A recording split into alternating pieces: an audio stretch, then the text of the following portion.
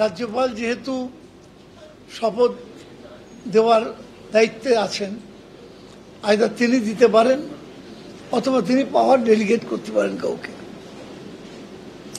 অতীতে এই কাজ অনেকবার হয়েছে, আমাদের নিজেরা অনেকেই বিধানসভায় শপথ নিয়েছি, কিন্তু এবারে কেমন জটিলতাটা একটু বেশি হয়ে গেল।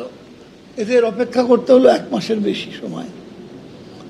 অবশেষে রাজ্যপাল আমাদের যিনি ডেপুটি স্পিকার আছেন আশিস ব্যানার্জি, তাকে তিনি গতকাল রাত্রি 9:30টার সময় বিধানসভায় চিঠি পাঠিয়ে তাকে পাওয়ার ডেলিগেট করেছিলেন।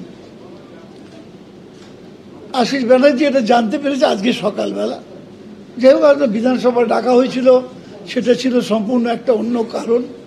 সেটা হচ্ছে যে অনেকগুলো কমিটি আছে, প্রায় 41টা কমিটি আছে, স্ট্যান্ডিং কমিটি, হাউস কমিটি ইত্যাদি মিলিয়ে, যেগুলো টার্ম ওভার হয়ে যাচ্ছিল 8 তারিখে।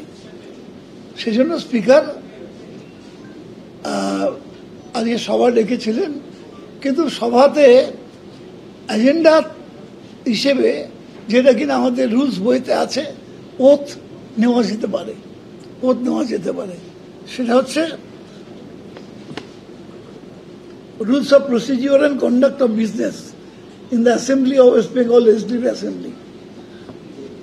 এইটাতে রুল 5-এ যেটা আছে, chapter 2, rule 5, a member who has not already made and subscribed an oath or affirmation in pursuance of Article 188 of the Constitution, he may do so at the commencement of a sitting of the House or at any other time of the sitting of the House, as the Speaker may direct on any day after giving previous notice in the writing to the Principal Secretary.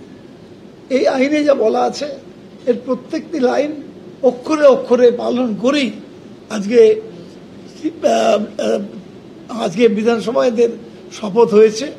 কিন্তু যেহেতু স্পিকারের খবরটা পাওয়া গিয়েছিল আজকে সকালে, হলো deputy speaker পেয়েছিলেন, ডেপুটি স্পিকার বিধানসভায় স্পিকার সেই কথা উল্লেখ করেন যে রাজ্যপাল এই চিঠি দিয়েছেন, ডেপুটি স্পিকারকে বলেন এবার আপনি বলুন। তখন ডেপুটি স্পিকার বলেন যে আজ পর্যন্ত স্পিকারের উপস্থিতিতে কখনো ডেপুটি স্পিকার কাউকে শপথ বাক্য পাঠ করাতে পারে না। এটা সব স্পিকারের কাছে বিশেষভাবে অপমানজনক, সেই জন্য তিনি দিতে পারবেন না। তিনি রিকোয়েস্ট করেন স্পিকারকে যে আপনি দিন, ওদের শপথ বাক্য পাঠ করেন। সেই মতো ওরা আজকে শপথ বাক্য পাঠ করেছেন এবং স্পিকার সেটা করিয়েছেন।